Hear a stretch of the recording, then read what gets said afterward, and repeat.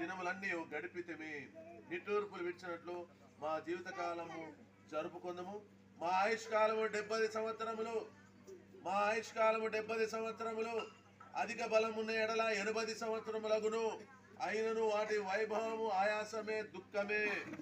అది త్వరగా గతించును, మేము ఎగిరిపోదము. వీళ్ళారా గమనించండి, మనిషిని ఆయుష్ బైబిల్లో వ్రాయబడింది. మనిషిని ఆయుష్ 70 సంవత్సరాలు, అధిక బలం ఉంటే 80 సంవత్సరాలు. మన ప్రియ సోదరుడు తిమ్మరాజన్న 70 దాటి 4 సంవత్సరాలు బతికినాడు. కొందరికి బలం ఉంటే 80 సంవత్సరాలట. బైబిల్లో మరి భూమి మీద మనుషులలో ఏది జరుగుతుందో అంతా బైబిల్లో ఉంది. నువ్వు మన్నే గనక తిరిగి మన్నైపోతావని బైబిల్లో వ్రాయబడింది. నువ్వు మానవుడు మట్టిలో వచ్చాడు. మొట్టమొదటి మానవుడిని దేవుడు మట్టితో చేసినాడు. తన స్వరూపంలో నరుని, తన రూపంలో నరుని సృజించను. వాని నాసికారందును జీవవాయును ఊదగా నరుడు జీవాత్మ ఆయను.